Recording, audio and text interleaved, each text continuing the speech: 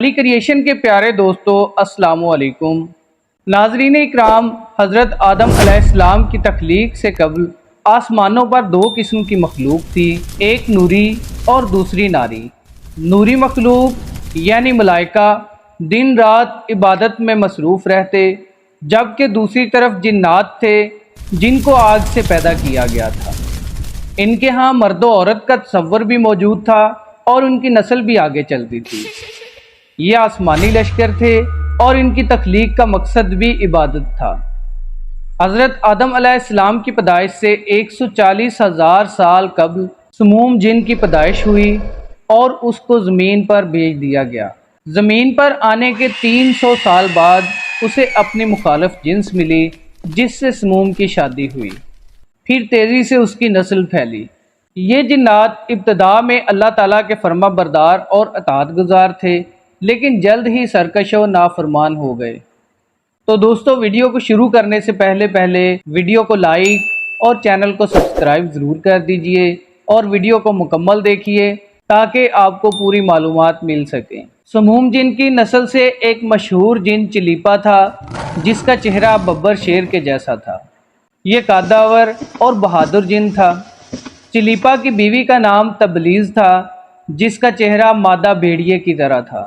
تبلیز بھی بہادر تھی اور اپنی قوم پر رعب و دبدبہ قائم کر رکھا تھا۔ ان کے ہاں ایک بچے کی پیدائش ہوئی جس کا نام انہوں نے عزازیل رکھا۔ عزازیل کو اللہ تعالیٰ نے دہکتے ہوئے آگ کے شعلوں سے پیدا کیا تھا۔ عزازیل میں ماں اور باپ دونوں کی خصوصیات تھی، یعنی وہ مکار، بہادر اور سرکش بھی تھا۔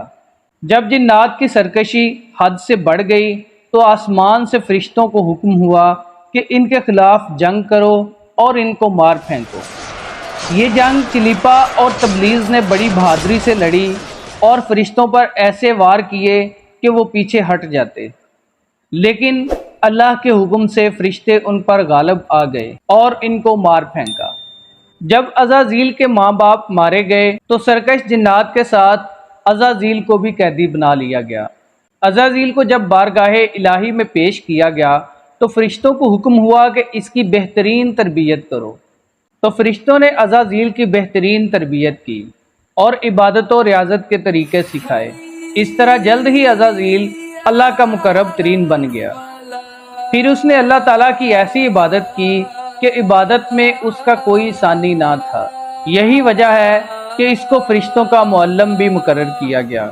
آسمان والے اسے عابد کہہ کر پکارتے تھے۔ عزازیل 40,000 سال تک جنت کا خزانچی رہا اور 20,000 سال تک فرشتوں کا معلم رہا، لیکن اس کے باوجود اللہ تعالیٰ کو یہ علم تھا کہ یہ لعین ہے اور ایک دن مردود ہوگا۔ ایک دن عزازیل نے لوح محفوظ کو دیکھا جس میں ایک عبارت درج تھی کہ اعوذ باللہ من الشیطان الرجیم، یعنی کہ میں اللہ تعالیٰ کی پناہ مانگتا ہوں شیطان مردود سے۔ اس کو پڑھ کر عزازیل 2000 سال تک روتا رہا اور بارگاہ الہی میں حاضر ہو کر کہنے لگا، اے رب العالمین، یہ شیطان کون ہوگا؟ تو اللہ رب العزت نے فرمایا، وہی جس کو ہر نعمت سے سرفراز کیا جائے گا مگر ایک حکم نہ ماننے کی وجہ سے وہ مردود ہو جائے گا۔ عزازیل نے مردود کو دیکھنے کی خواہش کی تو اللہ رب العزت نے فرمایا، تو جلد ہی اسے دیکھ لے گا۔ اس کے بعد عزازیل اسی سوچ میں رہتا کہ ایسا ملعون کون ہوگا جو اللہ رب العزت کے حکم کا انکار کرنے کی جرات کرے گا۔ اس طرح سینکڑوں سال بیت گئے اور ایک روز عزازیل کو معلوم ہوا کہ اللہ تعالیٰ ایک ایسی مخلوق پیدا کرنا چاہتا ہے جس کے لیے زمین کے ہر کونے سے مٹی لائی گئی ہے۔ پھر اللہ تعالیٰ نے اپنے دستے قدرت سے آدم علیہ السلام کے پتلے کو بنایا اور بغیر روح کے 40,000 سال تک پڑا رہا۔ جب فرشتے اس کے پاس سے گزرتے تو گھبرا جاتے اور عزازیل بھی ان گھبرانے والوں میں سے تھا، لیکن جب یہ پاس سے گزرتا تو اسے مارتا، جس سے ایک ایسی آواز نکلتی جو کھنکھناتی مٹی کی ٹھیکری سے نکلتی ہے۔ پھر ایک دن عزازیل اس پتلے کے اندر گھسا اور پتلے کو خالی پا کر باہر نکل آیا۔ اسی روز اس کے ذہن میں ایک تکبر ابھرا۔ پھر وہ دن بھی آ گیا جب اللہ پاک نے فرشتوں کو فرمایا کہ آدم علیہ السلام کو سجدہ کرو۔ تمام فرشتوں نے سجدہ کیا مگر عزازیل نے انکار کر دیا۔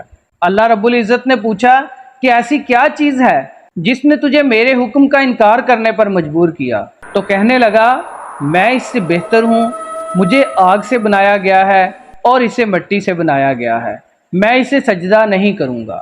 اس پر اللہ رب العزت نے فرمایا کہ تو یہاں سے نکل جا، تو مردود ہو چکا ہے۔ اس طرح عزازیل اللہ کے حکم کا انکار کر کے ابلیس اور مردود قرار پایا۔